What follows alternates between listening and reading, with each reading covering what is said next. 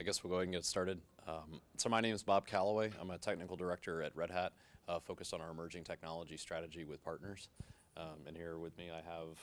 I'm Brendan Moran. I'm a sales engineering manager in the UK and Ireland with Cloudera.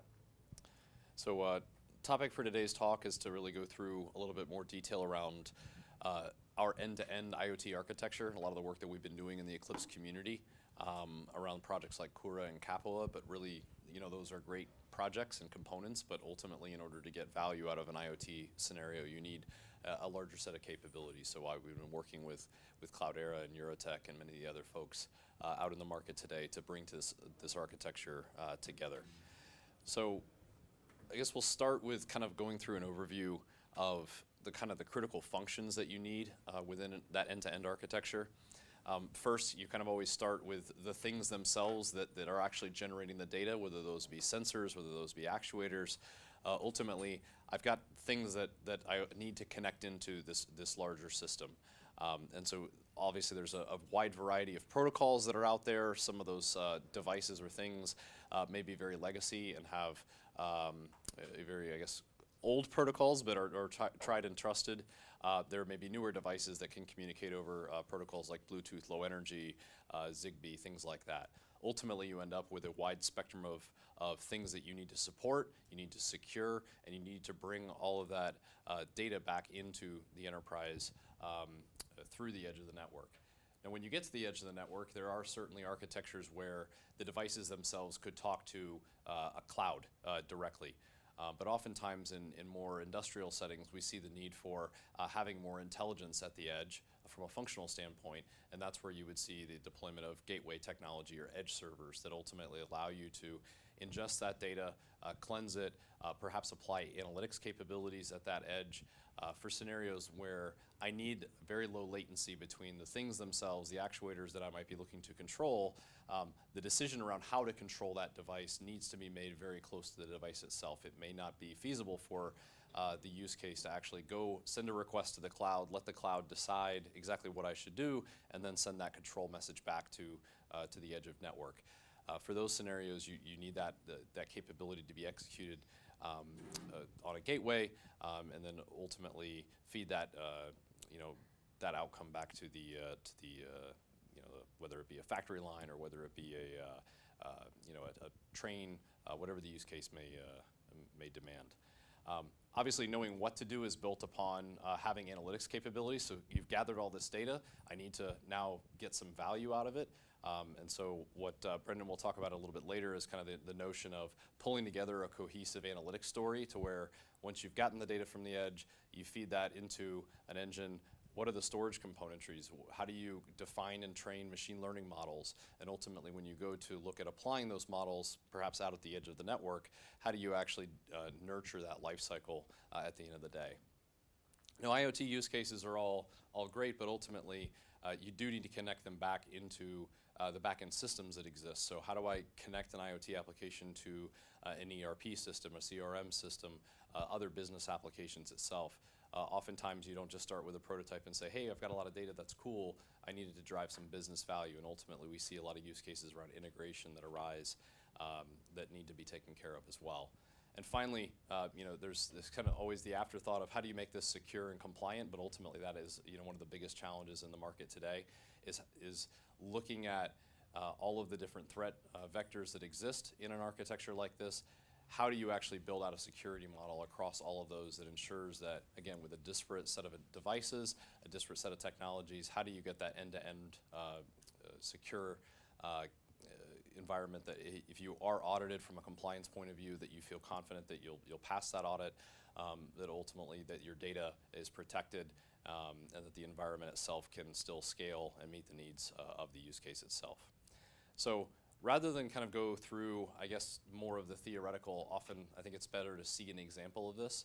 So we've got a couple-minute video of a demo that Red Hat and Cloudera have recently put together.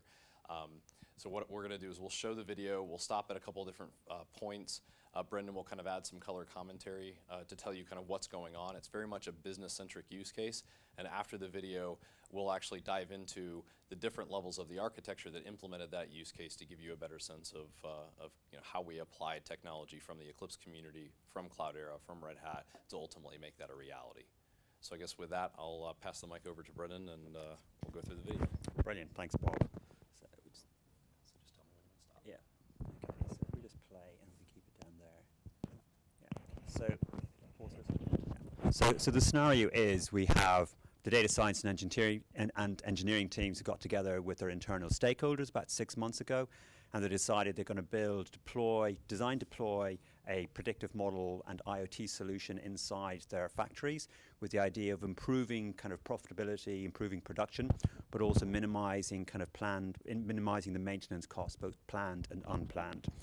So in this particular scenario, we've got three main actors in the story this afternoon. So we have Bob, who is the production manager. So Bob's job is in the morning, he comes in and he reviews the current state of the nation. So on the actual graph here, or kind of dashboard, you can see he has kind of we have a mouse. Yeah, okay, perfect. Okay, down here we have an overall factory efficiency. So it's running at 95% capacity, which is great. We have a cost per unit, which over the past kind of number of months has decreased. So you see before the cost of unit was quite high, and since we deployed the solution, the cost has come down. Just roll it forward a little bit. We also have down here, we have a view of the planned and the unplanned maintenance events, okay? So as I roll the video forward, this should play just a little bit. Oh, it hasn't played the video, so let's go back.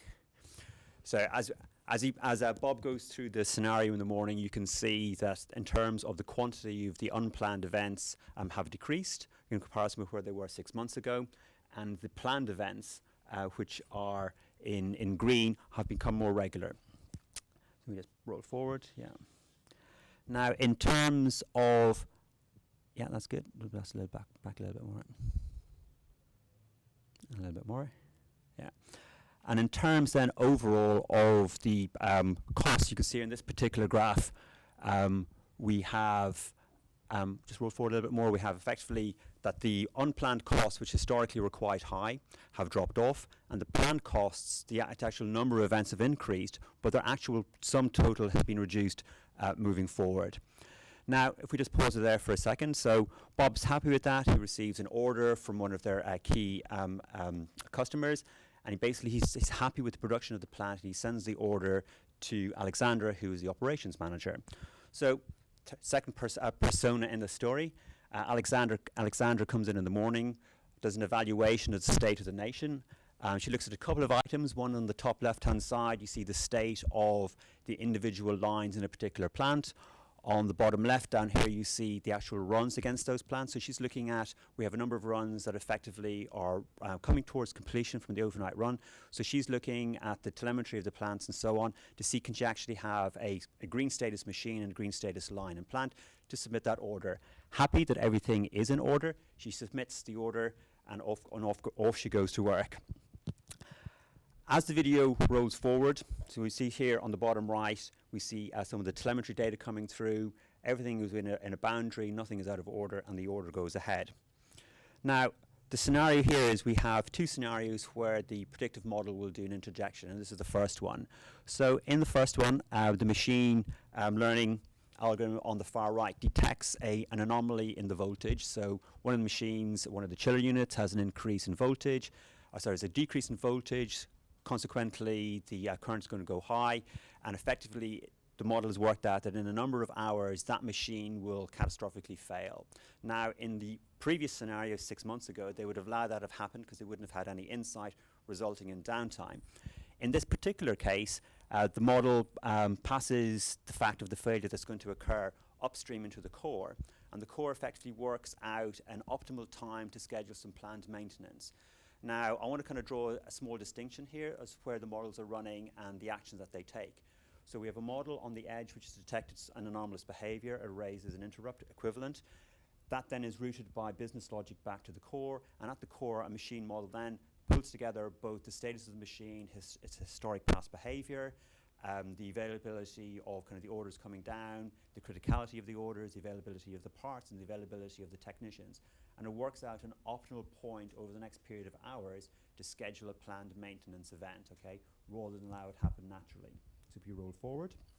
So in this particular case, the window was suggested to Alexandra, she accepts that, and basically books in the planned maintenance event for the engineer. On the next stage, if we just roll forward a little bit, yeah. And we've got a bit too far, okay, just roll back a little bit. So then, rolling back slightly, it's a little bit difficult with the timings here. We have Tim, the engineer, will come in. Tim comes in, looks at his dashboard, basically checks that it is line 1 is the one he needs to do an assessment and do a part change on. On his dashboard, he obviously has got access to the historic telemetry information, which typically would tend to be discarded. He can verify that the decision was correct. The machine does need parts replacing. Obviously, the parts are there. Inside his dashboard, handily, we've linked in the installation manual and the operator's manual. So when he replaces the part, he then brings the machine back online, runs it for a bit, verifies that it's within the boundaries from the telemetry point of view, and then restarts the line. Job done. Now, we just pause it there for a moment. The following morning then, we have a business stakeholder event. It's always good to tell the stakeholders that the money they've invested has proved with a good result.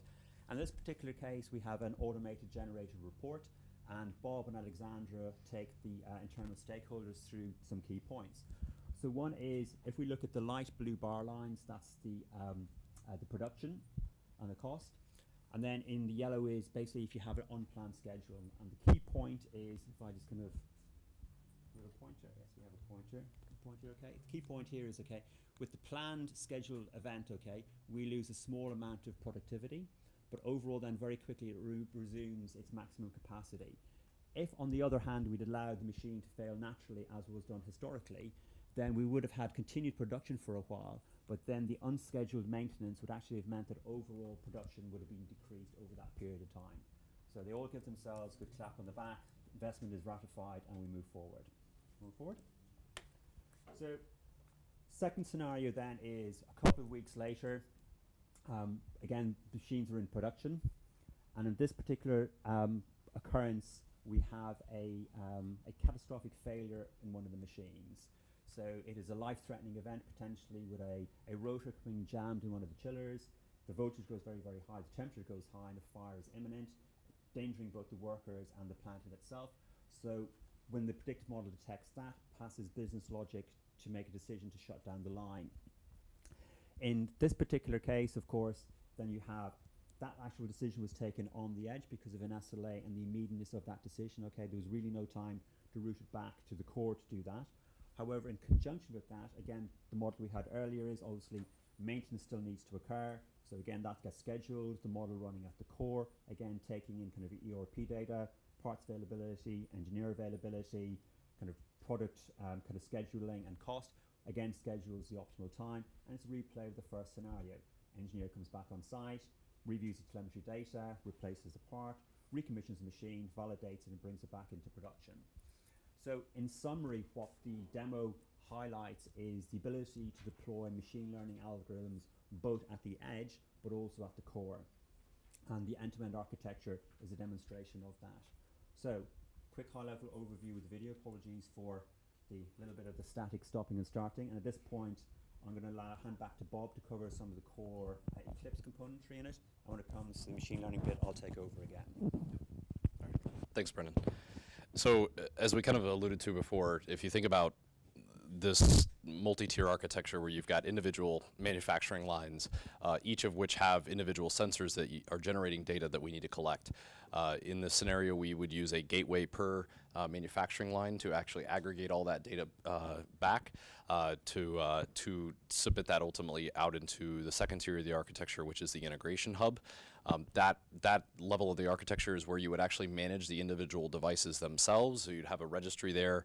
If you would need to issue control events, those would emanate from that integration hub. And ultimately, that's also where you would have the connectivity to the backend system. So for the ERP to know what parts do I actually have on hand, where do I have my technicians available, when would they actually be able to come do the work, all of those integrations that would be required would come from that hub. So this architecture is very indicative of a lot of what we see. And obviously, with the popularity of Industry 4.0, we just thought it was a pretty nice example to bring forward to explain this today. From a pure open source point of view, because obviously this is EclipseCon and it's an open source conference, just to give you a sense of what the open source projects that we see at these different levels of the architecture. So on the gateways themselves, they're running the Eclipse Kura package. As part of Kura, we have Apache Camel routes that are actually ingesting the data and then routing that out to various sources. We're also taking advantage of an upstream community called OpenScoring.io, which actually takes a PMML model, interprets it, and then actually builds out the execution of that machine learning inference model out at the edge. And that in the future will actually be part of the Drools project to actually be able to ingest those PMML models and execute them there. At the integration hub, that's where you see that the typical peer of Kura is the Capua project.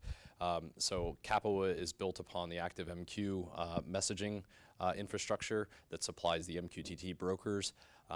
It's also using Apache Camel to do the integration at that level, and that is all running on top of OpenShift Origin, which is the upstream community for Red Hat's OpenShift container platform project and product. At the analytics stage, we have a lot of the capabilities that are in the Eclipse, or not in the Eclipse, the Apache communities.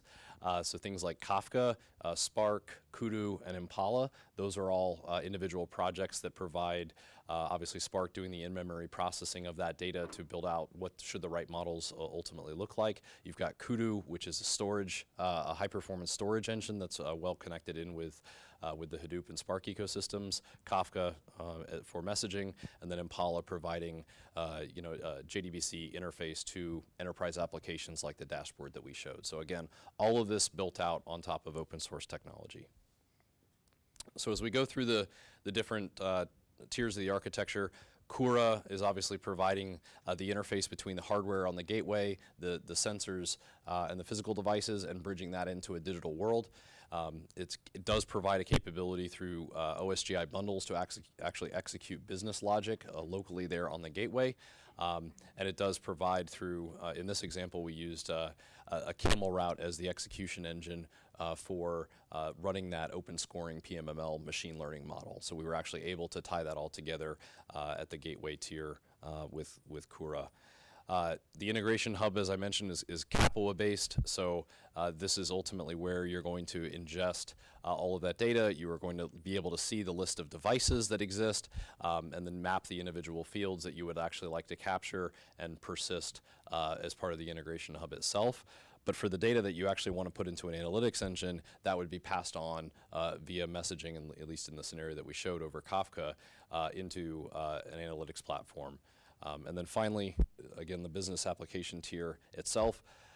To be able to deal with the scale of applications, IoT-specific applications, we're often seeing a lot of our clients actually re-architect onto a cloud-native architecture rather than just start over and have to deal with how do I scale out individual VMs onto a cloud. People are really moving towards more of leveraging containers and things like Kubernetes. So that's where bringing something like OpenShift Origin ultimately allows you to have that kind of quote-unquote future-proof environment to be able to build the back-end systems that would integrate with the rest of the business. So with that, Brendan will take you into a little bit more detail on the analytics. Thank you, Bob. So I'm going to just cover kind of two things here. One is the information flow into say the core, the data management analytics platform, but then also talk a little bit about the flow back out, both in terms of actions and the distribution of the models. So really from our point of view, we'll take, with the Kura and the Capua and the Camel, the data gets to us. Our kind of transition point is on that telemetry data coming in. So Bob mentioned Kafka. So Kafka is a pub sub model. It's highly scalable. It has high volumetrics as well, so millions of messages a second is its kind of capacity. So we have the data coming in there. Once it comes into Kafka, there is a Spark subscription to that. So inside that, that's where the core model basically evaluates the data that's coming in and joins it and evaluates it with kind of the other kind of data sources.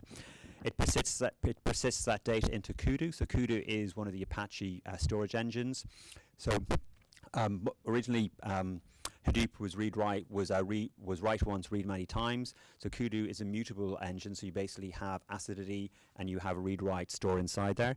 Kudu then also can provide the source of the data for the SQL engine. So Impala is a loosely coupled SQL engine that provides the JDBC connections back out into the dashboards. Now, in the actual kind of core, I think we have it on the second slide. We also then have two phases of machine learning. So not only do you have model deployed at the edge and a model at the core, but you have like two phases of model development. So you have the exploratory side, well, how do I build a model? How do I kind of basically look at its kind of performance and so on? And then also you have the execution of the model and deploying it out to the edge. So in this particular case, there is another kind of Kafka topic on the Kafka, and the IoT gateway listens to that, and effectively when the model is available, a new model is available for deployment, it'll pull that model down to the edge as well. In this particular case, it was a random forest classifier that did the actual machine learning. So in this phase, what I kind of want to call out to is particularly, is there any data scientists in the room? Data science knowledge? Okay, so just a quick overview then. There's actually kind of two phases in terms of when you talk about data science. So one is you have the exploratory phase, which is, can I effectively, can I be given a business problem? Can I identify an appropriate model and data sets to actually get a predictive outcome that's valid to the business? That's on kind of the left-hand side. That's very much of an iterative approach using historic data, kind of batch processing and so on. And again, lots of open source tooling out there that we support, such as Python and R and Scala. And the end of it typically is you would have a POC model available for that, and you'd be a report that would basically be signed off by the execs. On the right-hand side, then, you have a separate phase, which is how do I operate these models? Because one of them is, once I operate the models, can I associate the model and the parameters? So if at a point in time when the model needs to be iterated upon and updated, I also have the historic context, okay? So in this particular case, depending on the maturity, either the model can be deployed as is, or it'll be rewritten in a high-performance language, again, depending on what the data scientist originally did. And I think that's the next one then, so we can roll forward. Back to you. Yeah, thanks, Brennan. So ultimately, when we think about the power of an architecture like this, it's really about choice and modularity, and to be able to pull the right open source projects to fit the right functional requirements, to be able to pick the right cloud provider, right? Obviously, there's a lot of competition from folks like Amazon, Microsoft, Google that have great, very easy to use, very easy to consume platforms. But ultimately, with those easy-to-use platforms, you lose control of your data, right? And there's that sense of gravity that data has, which is once you get it into the platform, it's very difficult to get it back out, or it may be very costly to get it back out. So being able to offer choice at each tier of the architecture here is ultimately important when you go into a larger scale deployment. And so ultimately what we've presented here today is you go through each tier of the architecture, you're not really tied to the individual hardware vendor at the gateway. You're not tied to an individual, you're having to fit a particular protocol model for your things in the use case. You're not having to pick a certain machine learning technology and not be able to adapt from one to the other. The platform across the spectrum here really allows you to pick and choose the right function for the use case without being locked into any single vendor at the end of the day. So ultimately, when we look at the power of an open source IoT architecture, it's really about that modularity. The fact that it is open source is certainly goodness in terms of being able to customize it to your use case, but also leverage the innovation in the community to get best of breed capability much quicker. You have the ability to see how that source code is written. You've got many more eyes on each of those individual stacks and layers in that architecture, so you can bring a higher level of security at the end of the day. And finally, that having that flexibility to deploy this architecture in a 2-tier or a 3-tier mentality. Any of those approaches really are viable when you use this end-to-end architecture. So I guess with that, thanks for your attention today, and happy to take any questions. All right, thank you.